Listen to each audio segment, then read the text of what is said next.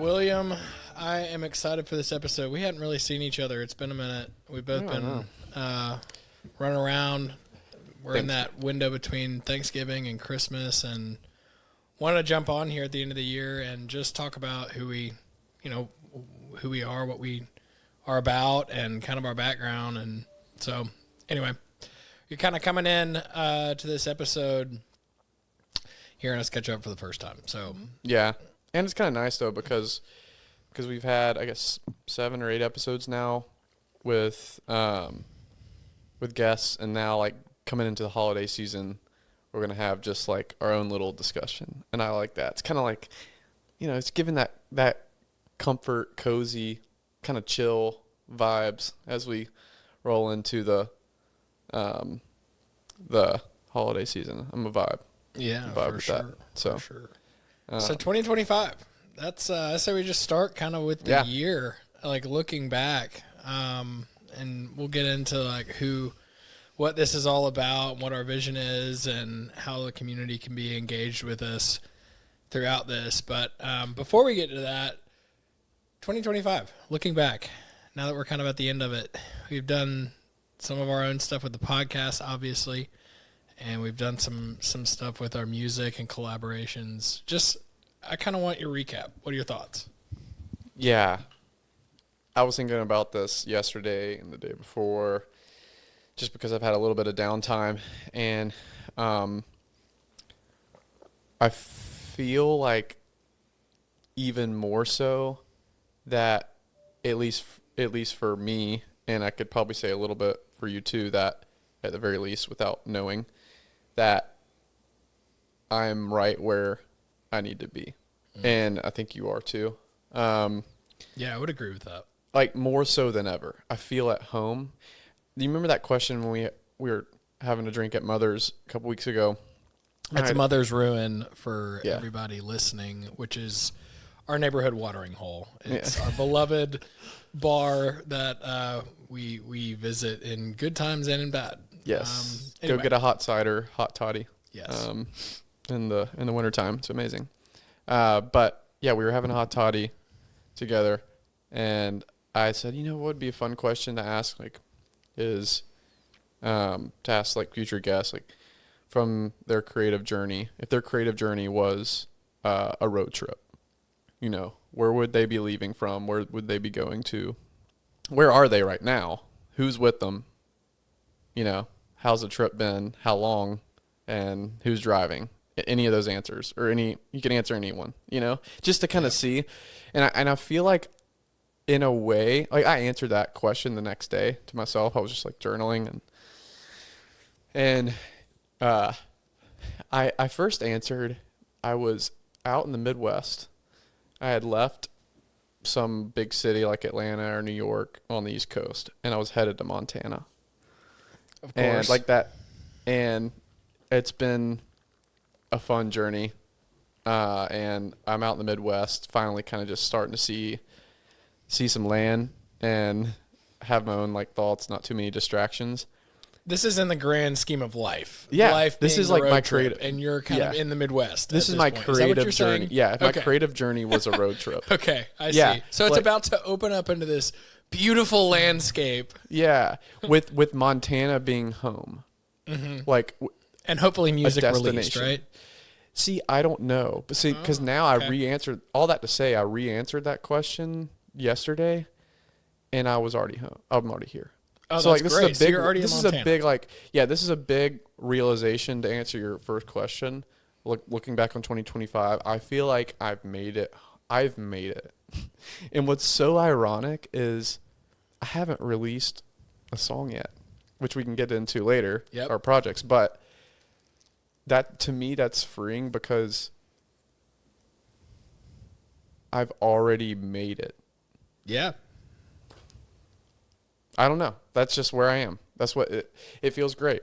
I'm sure there's other things to achieve. I know there's other things to achieve, but like if I were to quit music or drop dead, please don't do that, Lord, but Lord willing, if I stay alive, like, which I think you will. Yeah. I'd be fine. Like I've already had an amazing time in my creative music career. I've made great music that I love, that feels true and legit and real for me. I've made it with the people I love. I know I've released perfection. I've let go of perfection and ego. I know that I'm not the best. Like, I know what my strengths are. Like, I can just keep going on. But I feel like all those things to say, I feel like I'm at at least I feel decently at some home, some type of home in my creative journey. It's a long-winded answer. Would you describe it as nirvana or peace? Peace.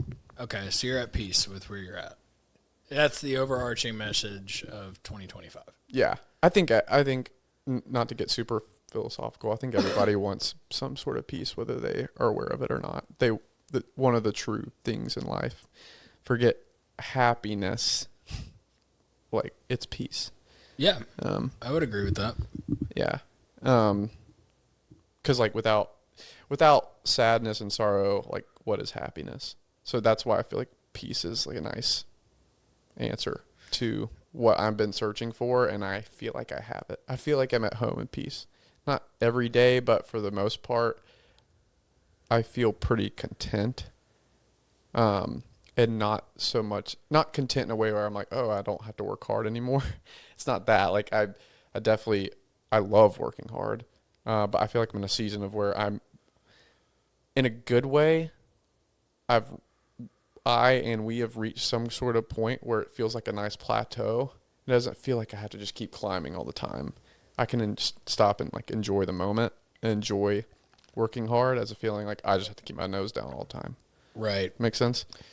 Yeah, totally makes sense. I mean, I think zooming out, just as a quick aside, because we're going to get into this as far as who we are and what we're doing and our purpose in this, but I think being on the verge of 30 years old, moving to Nashville is a big step, and it can be overwhelming. You don't know exactly where you're going to land, who you're going to be with. You just jump, you just do it. Mm-hmm.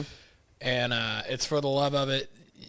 For the people that are interested in moving to Nashville, it's not an easy journey. I don't say that to scare anyone, but you got to make a living. You got to put food on the table. And if that's inside of music, outside of music, the dynamics of the industry now are wild. The publishing deals have changed so much, and they continue to change. It's nothing, no complaint of the industry. It's just the reality of the world that we live in now. And so I think zooming out and looking at people, like we're going to have Tom Douglas on the podcast, which is really exciting. Mark Hill too. Mark Hill as well. Yeah. Tom didn't get really into music until he was in his 50s, right? Yeah. Late 40s, 50s. Something like that. Something like that. Yeah. And so to me, I'm encouraged. Going into 30 years old, I plan to be in Nashville for a long time. I've got rails set in other, as far as work goes, mm-hmm. and making music. I just do it because I love it. I love writing music. I love producing it. I love collaborating with the people that we collaborate with. Yeah. I think for me, the purpose is in that. And looking back on 2025, like the first, call it 7 years of being in Nashville, has been kind of getting my roots planted, I initially moved here and had a salary job and worked as an underwriter for Cigna Healthcare, and was working full-time during the day and then trying to play down on Broadway at night. And that transformed several times into today. And, now is where it's kind of like, all right, I'm excited to be in and out of the studio each year and building my life here in Nashville and starting to release music. And so I think that's a commonality between our 2025, call it. Getting the podcast up and going is awesome. Yeah. Like, huge. It's cool too, because Hill and I went to Georgia, and while at Georgia, we hung out in different groups, and we'd seen each other couple times. Like, you know, I would say we weren't like obviously great friends, but we were, yeah, my friend Hill. And what did you study? Information systems. Yeah, like management, MIS. Yeah. We had the same professors for several classes. Yeah. But we didn't really know each other. Anyway. Yeah. But anyways, to say that, you went directly to Nashville. We met at the SIGEP house in Athens, right? I know it was at Redneck Beach or Waterfall, whatever it was. Redneck Waterfall or something. Redneck Beach. Yeah, that's what it was. I hope that people still go there. I hope it didn't get built over. This is now 10 years ago, believe it or not. But you went right after college in Nashville. I took a second.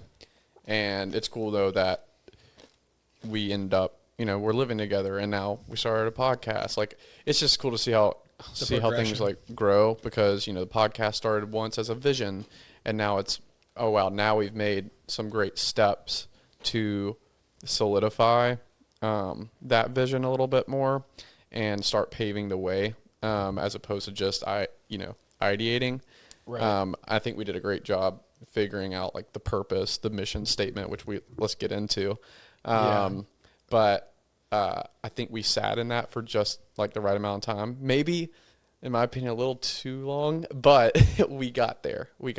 And I think we obviously have our mission statement. We have our purpose. We have our why. We have like longer term objectives and ideas. And I think we're going about it the right way. I think the true value for hopefully anybody that's listening right now that might listen to our podcast in the future and shows in the future is that you'll notice that we do have intention behind what we do. We're not just here to talk. We're not just, sometimes we are, but we're not just talking about things that don't really matter or surface level stuff. Like if you really love music or you're creative and you want to know how to be more creative and what does purpose mean in creativity and how to collaborate, this is part of like our intention to share that with you. And so we're happy that you're here and you're listening. Or if you're just listening and you're just curious about our lives, be our guests, or just music in general, we're happy you're here too, and we'll know that you'll learn something from us. And if you have any questions, hit us up on Bilby and Ella on Instagram, and we'll make sure we'll get those answered.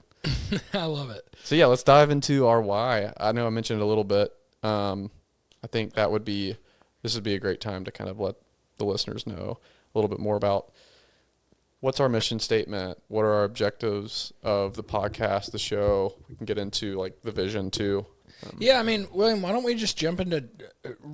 We're just making an introduction, and just let's jump back, like you briefly touched on it. Yeah. Of really, we met in college, freshman year at Georgia. We were both business students. Mm-hmm. I was living in Russell, was the name of the building. You were living in all over. Over. Freshman year? Yeah, freshman year. East Campus Village. East Campus Village, because you were on the football team, mm-hmm. And so a lot of the football players lived over in East Campus, right? Yeah. Yeah, and I don't.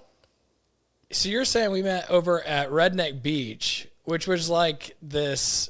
Because I met you and I said, Hill, oh my gosh, nice to meet you, and I assumed that you were a SIG up. Yeah. But you weren't. You were just a friend. See, I don't remember that. I remember being at the SIG Ep house, and I was not a SIG Ep. William, you were. I was looking to be one, and I was only one for about 3 months. Okay. Yeah. That was kind of just a freshman year thing. Yeah. The first time I remember meeting you was at the SIG Ep house, I thought, and you'd asked me if I was one because I lived with a guy my freshman year at the dorm, mm-hmm. Who was a SIG Ep. Yeah. And so I think you were rushing. That's the story that I remember is you were rushing. So maybe like one of 5 or 6 or 8 guys. And I was there at the house with, mm-hmm. There's like 40 other people in the class. Yep. And I was just there by proxy of somebody else. That was the moment that I remember. But anyway, didn't really know each other all that much in college. Had a few classes together, and then really became friends once I had moved to Nashville, you had moved to Nashville, and then I moved in here at this house. We filmed this out of our living room, which we redid, thanks to, by the time this is dropped, your fiance. Yes. I'll be one of the first to say that, technically, but yeah. So, and then I feel like our both our friendship and our music career purpose have kind of bloomed out of that. Yeah. Yeah. I mean, where do you see all of this podcast stuff going, William? Like, what is the 411 in your perspective of what this is becoming? Yeah, I mean, we can nail this out a little bit more, scope this out, and this can be completely wrong, but I wrote this down the other day, and I said, like, for vision casting, I said, we are reviving creativity by pulling back the curtain on true collaboration and purpose. Our platform educates, inspires, and equips all people to step into their God-given identity as co-creators, making creativity tangible, practical, and contagious. I love that. Yeah. So that would be like our drafting, like a mission, or future vision statement of what would be if Bilby and Ella was rocking and rolling. Yeah. Like, that's what, to me, is what it would be really firing on all cylinders on. Are you familiar with the Enneagram? Yeah. Do you know what Enneagram number you are? I used to remember what number I was versus what number people made, because there's like answering a question. There's answering the Enneagram, and then there's having your friends answer the Enneagram. Yeah. Okay, so what are each of them? Do you remember? I think I'm like it's 3 or 3 and 2 or 3 and 4. I don't remember. Yeah. It's somewhere around there. Okay. But I don't know. But like it changes. It probably changes. I've changed since I've taken the Enneagram. I know. Right. Yeah. Yeah. Because I think 3 was something around like achiever or performer, but like also not wanting to be like a nobody, scared of being a nobody. Like insignificance? Yeah. Okay. And I've let go of that a little bit because we can get into this, but like perfectionism and stuff like that, that's been a huge challenge for me. So I don't know what my Enneagram is now. We'll jump into that a little bit. Yeah. Where do you think that stems from? Wait, why did you ask? I'm curious. When I went from vision statement to Enneagram. I'm just actually curious. Why did I ask about the Enneagram? What made you think of Enneagram? Yeah.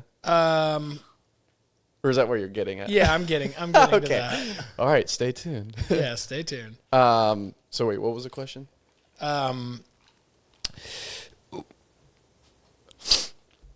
Where do you think the perfectionism started? Oh my gosh. I mean, how long do you want to talk about this? As long as we need to. All right. It really started with football. I mean, and I'll try to keep this super, not too detailed. Mm-hmm. But I mean, I grew up playing soccer. I started in 8th grade, so not too early, but like decent. Like I took goal kicks. Like when the ball goes out of bounds, like usually the keeper or defender takes a goal kick and kicks the crap out of the soccer ball into, the next half of the field. That's when I learned, that's kind of where I learned to kick a football. And there's similarities, some similarities in a goal kick and actually kicking a field goal. The first school I was at, high school I was at, middle school, high school I was at, when I was playing soccer, I didn't really have an interest in playing for that school's football team. I tried back in the day, and it just wasn't my thing. I went to a rival's high school after my 9th grade year, played soccer, great soccer team. We won the state championship. I mean, a couple of people went to play college. One guy I know plays for Chicago Fire, MLS, really great. Jonathan Dean, shout out. But got to play with some great soccer players who were way better than me. Learned from them, learned chemistry. This is in high school back in Macon? Yeah. What high school did you go to? Stratford Academy. Okay, cool. So I became really good friends with them. And the football team at Stratford, they needed a kicker.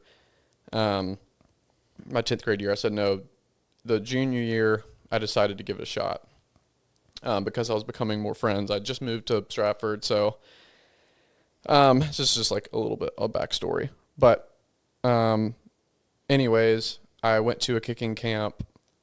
Long story short, I did really well at the kicking camp, got some notoriety, and really focused on kicking. I loved Georgia growing up. Kicking was life. Yeah, I kicked every day. I knew I had to make up for it because I was literally kicking a football starting in junior year of high school. But I knew I had some notoriety as, okay, I could figure this out. Like, I just need to really take it serious and just be addicted to it. And I was. And that's when I learned, like, talent and hard work. Like, that's a great combo. And then there's talent, hard work, and then precision and professionalism. Like, there's talent and hard work, but that's not professionalism. Professionalism is literally nailing and being so consistent and doing things with your eyes closed. And I got to that point, but I had to kick every day. And so I figured out precision. I figured out my sense of perfectionism in a way. Right. Because, Dialed. like sniping, like a sniper. Yeah. Like dialed in. So there was some confidence there. Anyways, fast forward, I went and played for UGA, and that's where my confidence just went through the roof, like crazy. It was amazing. Were you an egomaniac freshman? I mean, Get that pretty boy hair. Yeah, definitely. Yeah. Okay. Taller than everybody else, I see. But it's really skinny. Still like one of the smallest guys on the football team. Right. Can't see over the linemen on the sideline. Right. So there's some humility there. Yeah. They're benching you for like breakfast. But anyways, so I got to Georgia, was place kicking my redshirt sophomore year. I started, and that was amazing. It was like some of the best feelings in the world. And there's a reason why I'm saying all this, because quickly in one game I missed 2 field goals. Can get into a lot of that game specifically. Let's do it. So, at the time, we were probably getting 6 to 8 reps on average with my holder a day at practice, which is like terrible. It's like, that's so dumb. Yeah. Like, What do you want? 50, 100? I want at least like 2 to 3 times as much that a day. Yeah. Because it's like, I want to get in it to where not only am I being able to kick things with my eyes closed, but my holder and snapper have a good cadence with me. Right. My holder happened to be the quarterback at the time. And this is like his fresh new way of learning how to hold too. You would think in a Mark Richt world where, you've got a quarterback and a long snapper, So in the Mark Richt world, there was actually a quarterback. It was a punter, and that was holding it because the punter and kicker hang out the whole day. Right. And so at this time, there were a couple of reasons why they wanted the quarterback in, because they had a fake, But I don't think that's a good enough reason, because what happens is a lot of times, unless the quarterback just has a ton of season snaps and reps and practice for holding, that's not usually a thing they're thinking about. They might have just thrown an incomplete pass or had a terrible drive, and now they have to hold a ball for a kicker, and they have to hold it at a right angle, and they have to spin it. There's like there's so much like mechanics and getting the hold right. And so anyways, all that to say is we had some problems like in between games and practice and holding and snapping. You weren't like confident. cadence. No. I went from super confident in like my first and second game to like exactly opposite. Like coming in like, I don't know. This is before the game where the 2 kicks were missed. Is Yeah. that what you're saying? Yeah. Okay, so going in, you're already not on a good ground. And All even warm-ups in the game before this game, like I'm telling my coach, like, we've got to figure this out. Like, anyways. So I was already kind of shaky. And we can look back at the holds. They're like they're not that great. But anyways, that didn't matter because I got taken off after that game. And the person who replaced me, Rodrigo, incredible kicker. Like, I mean, he was kicking, he made kicking his like whole life. And so he deserved just as much as me to get the winning spot. But I felt a little undercut. And a little is probably an understatement because of what had happened, and the work I'd put in, and just like the coach's trust. So this was a whole new coaching. This was like Kirby's first year, whole staff under him first year. So like the trust is very fresh. And I went in, had a lot of great people behind me. The guy who holds the record for Georgia, for the place, longest field goal, played for the Chicago Bears, Hall of Famer, like behind me, in all this too, and still didn't cut it. So I got replaced. It's even weird too. Like the next game, I was still kicking with the ones, meaning like the starter, like in practice, and then come the game time, like the next game, it was at Ole Miss. They made a game time decision to not start me, even though I was starting practice like the week before, and I had done just great. We had got more reps in because I had talked with the coaches. We need to get a couple more reps. We can't just have 6 a day. Mm-hmm. 6 does not cut it, especially if we're talking about how many games come down to kickers and field goals. Like, it's insane. So, anyways, that's a really long-winded answer to say I lost something that meant a lot to me. Mm-hmm. For sure, I could have maybe tried to somehow adjust and kick and make the field goal.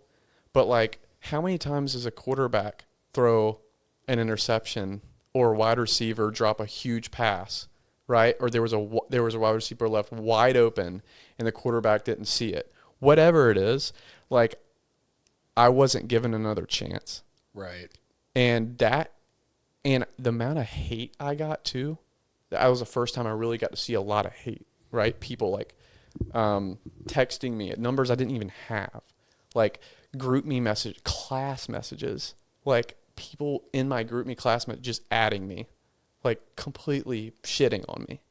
That's pretty crazy. Went from high to in the depths big time. And I had put so much of my identity also in that. So it was double no.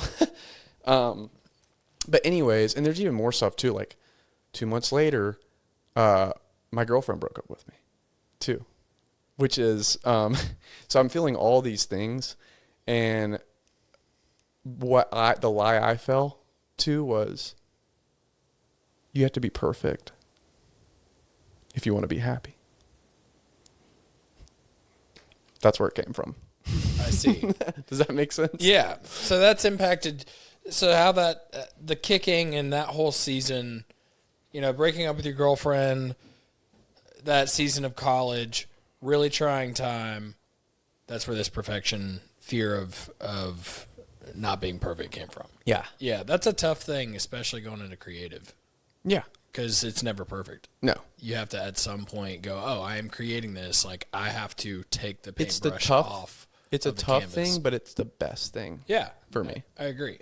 Because it over time, it rewired my brain to be like, hey, now let's go make something even more personable than a field goal kick. Yeah. And it has your voice on it. And then go release it. Like that to me, that's like it's great. It's a nice challenge and a nice, like, hey, there's a ramp up to getting back to where you need to be and where you weren't even when you were doing great, right, in college anyway. So, yeah, I mean, I the fear of the perfection thing for me, like, certainly I want to be excellent. Always have. Yeah. Didn't have quite the same experience. Like, obviously, I wasn't on stage in front of 90,000 people kicking. I think when it comes to music, I knew for sure I wanted to move to Nashville. I knew from a young age that it was part of my calling, so to speak.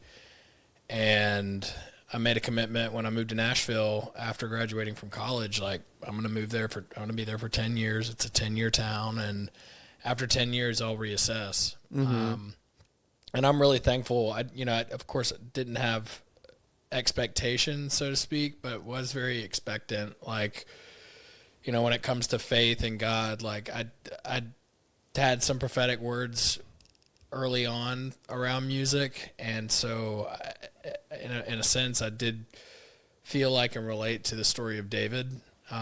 Like, okay, I'm a man after God's heart, and I do have this guitar that I found at 11 or 12 years old. Like, I know this is a part of my story and identity, but like you, I got wrapped up, like it became my identity, and so not finding success in it immediately was really difficult.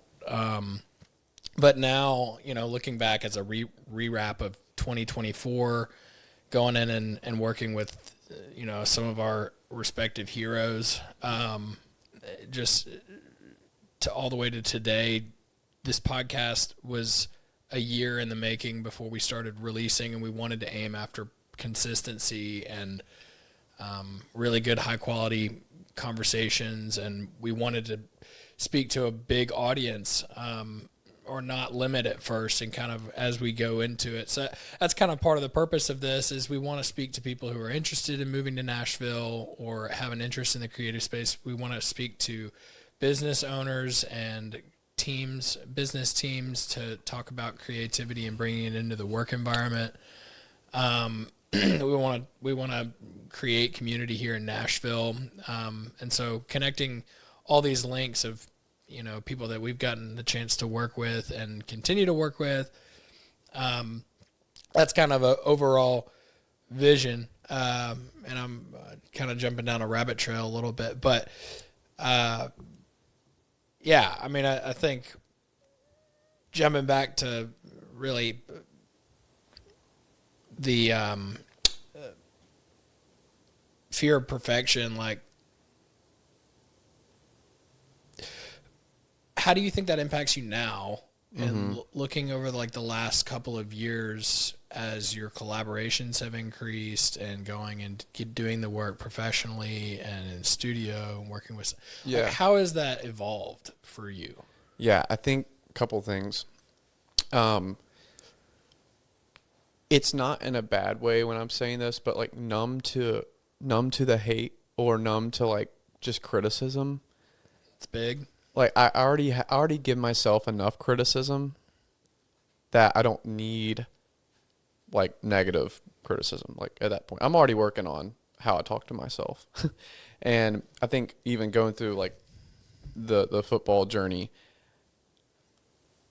like people can talk whatever they want. Like it just doesn't hit. It doesn't really hit me anymore. Do you think that's a season of life thing? Or it's something that everybody needs to go through. But when do they go through it? Sometimes you can't control that. Like, but I'm saying, is this a late 20s single man revelation? I hope. Well, yeah, it is for me. Both are sharing it. It is for me, but I would hope it's. I would hope it's. I don't know. I think it depends. It depends. It really depends. I don't know when the best time for that to happen, but the reason I'm saying that is, or is there even a best time for it to happen? Yeah, I don't know. That's what I'm saying. Like I'm thankful it's happening now. Yeah, I think it's important, so then one can get over that and just keep creating or keep doing what they're doing and living out their purpose and know that they can love themselves and not worry about that because they have their group of people behind them, because they love themselves, because they have a purpose and a mission and they've seen the output. And they see the vision, like whatever, like one little comment or whatever, it might affect one at first, but after some time, who cares? Like, I don't really care. Like, we've gotten comments on our podcast already. I don't care. Like, it really doesn't, in fact, it really doesn't bother me, which is great.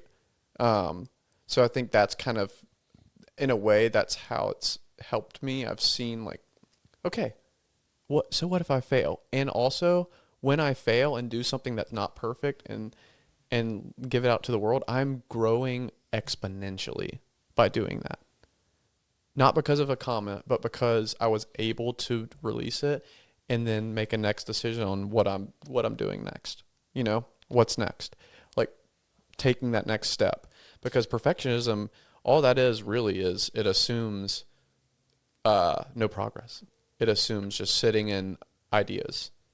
And that's where I think the growth comes from. It's being able to look back and say, yeah, that isn't my best work compared to what I'm doing now. Yeah. And it's subjective. It's so subjective. Yeah. I mean, I think if I were to imagine myself on the other side of this, watching on YouTube at 17 years old, at that time I was interested in, I was going to college. That was kind of what everybody did. Yep. And I had a mulch business and a lawn business that did pretty well. And I was looking at going to study business, which is what I ultimately did. I studied finance. But if I was looking at that now, like with an interest in knowing what I know now, I'd probably be interested to know like how people make it happen now. And I think that's because I would have wanted, I looked for that, and I really liked like that. And then I also really liked the behind the scenes stuff. Like I really dug into the John Mayer behind the scenes BTS footage and like all my favorite bands. Keith Urban used to do this thing called the Urban Chats, which were awesome. They were these 5-minute videos on the road kind of thing. Hunter Hayes used to have one too. I loved that stuff. And I see kind of, over the last 2 years, all of that kind of coming together for me, where, like, because people will ask, like, well, so when are you going to release music? Like, what's going on? Blah, blah, blah. Like, you can't control people's opinions and what they think. And there's no reason to defend it. Like, I feel very anchored now. I've got my work, which covers my music, and it, covers the podcast for where we're at right now. That's pretty cool. I'm thankful for that. I think that's a big part of the journey for a lot of people is how do I pay my bills and also have the time to write and to record, perform. Like having a sense of clarity of what you even want to do when you move to Nashville is difficult. Like, rewinding the tape, I wanted to be a superstar, millionaire guitar player, slinger, Yeah. And now I mean, if that happens, great, but I'm not dying for that. Like, and that either got carved out or I just wasn't born for that. But I've really fallen. I love the writing part. I love the producing part. And of course I love performing too. Yeah. It's just not like, oh my gosh, I want to be on the road 4 days a week. Yeah. That takes time to carve out. So, the 411 on like where I feel we're set for and where we're heading is we're having some really cool conversations with some really cool people that I grew up reading the credits on, on the back of records and whatnot, and getting to work with some of these people is a dream come true. Getting to this podcast is kind of a realized dream I didn't even realize I had, just to put something out and with consistency and promote it. And like all that took a lot of work. I'm really proud of us for that.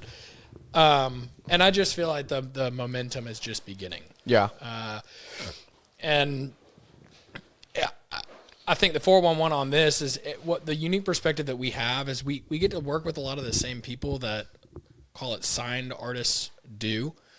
A lot of the same songwriters, a lot of the same session players, producers, and we're in a really unique spot. Like it's hard for us to see that because we live it. We live in Nashville and we collaborate, with these people. And there's a ton of people out there that would love to do that or have no idea what that looks like.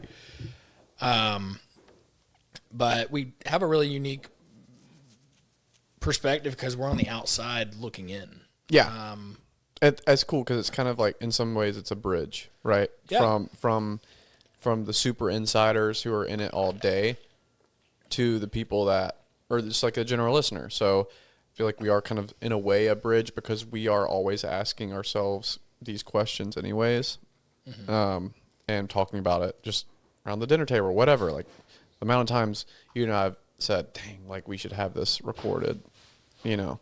And it's because we naturally find ourselves talking about it and with curiosity, with very innovative ideas. And I mean, that's how this podcast started, which is great. Like, that, it literally started around the kitchen table. Right. Us talking. We're like, why are we not recording this? Right. Because, and we have met so many people, like, we should be asking them too, like the ones that we think might have the answer or can help us get to that next clue. And why can't we just record this journey of figuring it out? Because that's half of it, right? That's like, it's figuring out things together, like as a team. Like, that's what makes a journey so much fun and worth waking up and doing over and over again. Like, that's part of it. It's like the mystery. It's nice. So in an ideal world, William, where do you see this in a year, 2 years? Yeah. Bilby and Ella. That's a great question. I think some of this will stay the same. Like, we'll be able to, and we'll continue to speak with new guests and some guests that we'll have already spoken to. We might kind of meet for a round 2, get an update. But also, yeah, we'll keep promoting guests and their work too. And we'll get better too. Like, we're not the best. So what? No, but I mean, like, what do you want to get out of it? Yeah. Like, yeah, what do you want to get out of it? Well, I'm setting the scene because it's like we're in this intro phase. Yeah. And I'm setting the scene to kind of explain where we can go and where I think is, like, realistically something that's next. So it's like, I want to continue what we're doing right now. Like, so I'm saying, like, what we're doing is what I want in the next year or two. Like, what we're doing, I want to just do it consistently. And iterate. But also, I mean, you've heard me talk about this. Like, I think it's more than a podcast. I think it's a show eventually. I think it's whatever that means, right? But to me, what that means in the next year or two is really showing or providing the listener a little bit more of a glimpse into collaboration and what goes into making a song. From idea or conversation to melody to chorus to taking a step back and saying, okay, this is kind of a cool melody and chorus. What does it make you feel, Hill? Oh, it makes me feel like blah, blah, blah. Oh yeah, that's a good way to put it. Well, how about we talk about this in verse 1? And then in the next verse, we can kind of tie what we're leaving out in verse 1 in verse 2 here, and this is how we could do it, like taking a step back. Okay, now going into verse 1, let's, like, writing a lyric. Sometimes it's easy, sometimes it takes a minute. Sometimes so seeing more like the creative process. Yeah. Like, you want to really dive into that over the next couple of years. I would like to see some of that because that again serves that kind of mission statement that I was talking about that I read out loud, is to, like, provide and encourage people to collaborate. And whether one is wanting to get into music or in any other creative collaborative efforts, they can learn something from it because they're looking to see human interaction. And that's another thing. As we get into all this noise, whether it's like AI generated music or just, we're already in the noise. So I believe that humans, whether they know it or not, are hungry to see human to human interaction. I mean, think about kids being raised up on screens and ordering. Somebody was telling me this the other day.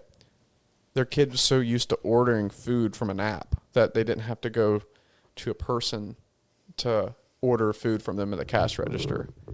So that people are getting less and less reps of talking to somebody. And I can sound like an old person or whatever, like, oh, that's just the way technology is going. I'm in technology every day. I would like to say that I have a really good finger on trends. Yeah. I would say one caution is, and one opportunity for us in this podcast show is to show that human to human interaction beyond the conversation. So what we're doing already, but from a creative, collaborative standpoint, we're not just putting something in a prompt or putting samples together. We're asking, how does that make you feel? And when you say it this way, this is how I feel. And maybe on the flip side of that, the listener is hearing all this and saying, oh, I feel that way too. Oh my gosh, Hill just said that. I was literally thinking that. Right. And there's relatability in creative collaboration. If we can provide that to a listener, to me, it doesn't really sound that groundbreaking, but from what I see, maybe it's just my algorithm. From a music standpoint, it's always press play. Look at this song I just made. Pretty much not tagging anybody that they worked with, and they definitely worked with some people, right? Or they're retroactively going through a project and saying, oh yeah, this is what I did, blah, blah, blah. But it's not like, it's two-dimensional.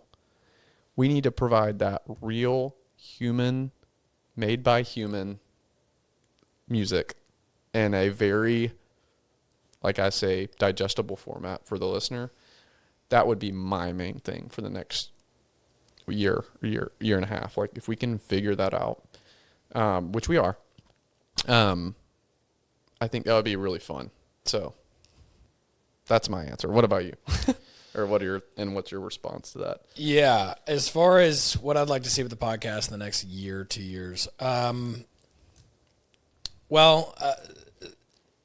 it's not a moneymaker. It's something that we do because we love to do it. Yeah. And I think the things that I have to get out of it, one, are it opens up doors to conversations that I'd love to have. Mm-hmm. So it's certainly a networking element. I think from like an audience standpoint, like I'd really like to figure out who it is that we're speaking to. Mm-hmm. Because we've talked about some ideas of, having 3 or 4 of our past guests on to do like a collaboration and film that and put out a polished, finished product with some of, Nashville's elite professionals. I think that would be really cool. Certainly to people who are interested in seeing collaboration and just learning about proxy of that. So I do think that to that point, that is definitely something that I would be interested in doing. I think on top of that, like really diving in and getting to know our audience, that's something that I'm really excited about. And outside of the podcast, the music, career, other areas of our lives, like I'm just excited. I think all the rails are set. So this feels very purposeful. I say we kind of take a break and come back for part 2, and maybe talk a little bit about our, the projects that we're doing and whatnot. What are your thoughts? Yeah, I think so. And maybe we could wrap up this session with one audience question, because we got a couple questions. Is that cool? Yeah, that's fine. Let's do something pretty simple. Did you look at your Spotify Wrapped? I haven't looked at my Spotify Wrapped. All right, pull it up. I can. Let's pull it up. My Spotify minutes this year are probably way down. You can't. And the person that asked, she said, Spotify. Hold on, let me figure this. Let me find this out. Who was it that asked? Daisy Jones. Daisy my Jones. Daughter. She said, y'all Spotify Wrapped, and then no cheating in parentheses. Thanks, Daisy. I don't even know. Where do you find it? Here it is. It's on the homepage. Do you have Spotify? Apple Music. All right, let's see. Yeah, you're one of the good ones. Yeah. Do you have yours up? Yeah, I'm about to figure that out. Okay. Yeah, I have mine. So what were your top genres? My top genre is pop country. No way. Yeah. That shocks me, actually. It shocked me. Mine's alternative country. Nice. Okay. Isn't that hilarious? I mean, I kind of know why, because I recently just spammed a few different songs in country recently, and I swear the algorithm has a recency bias by some of the stuff. But My top artist is Ruben Wan, and that's because he's a guitar player. He's amazing. Okay. I'll play it to you in a minute, and we'll link it in the description. But if you love guitar and you just want to like work and study to something, just play his stuff. It's great. Okay. I mean, a lot of it's like covers, and it's like he's kind of like neo soul. What song would you start with? You know the song "Pure Imagination"? Yeah. He covers that with his guitar. Cool. I wish I could just play it right now. It just bothers me. Like, yeah. But he's got his own original stuff too. I love it. He's my top artist, and it's because I study or work to his music a lot. My top song is "Baby I'm Back" by Kid Laroi. You know that song, Justin? Yeah. I think it was my go-to, like, get pumped for like a workout or something playlist. Like wake up in the morning, like it's nice. He sampled the sample one of those songs. Really good. What about you? It was a song to sing by Miranda Lambert and Chris Stapleton. Nice. Great bop. It didn't even come out that long ago. Probably 3 or 4 months, but I listened to that front to back probably 200 times. Oh, wow. Yeah, I love how they show you like how many times you've listened to it. Like all your songs. Yeah, Spotify Wrapped. That is one thing that Spotify does really well. Yeah. How about any other top mentions from artists or songs? Oh, I could check. What about you? I have... well, what's funny is number 2 is Olivia Dean. But ironically, I listened to her so much more the first half of the year. And then when she popped off, her song popped off. I don't even know what it is anymore. It wasn't the one I was listening to the most. But like when it popped off, I kind of stopped because I was like, okay, everybody likes her now. That's like frustrating because I've liked her for so long. Oh, man. One of those moments. Yeah, nothing else. I had my second most listened to song was "It Is Well" by Bethel Music. It's nice. One of my favorite worship soaking songs. So yeah, and what's funny is my top genre was pop country, but none of my songs or top artists were pop country. Oh. So most minutes listened, I would guess. love to dive into that a little bit, those metrics, but yeah. You're probably out on a boat. Yeah. Yeah, exactly. All right. Well, cool. We'll be back for part 2. Thanks for listening. Happy holidays.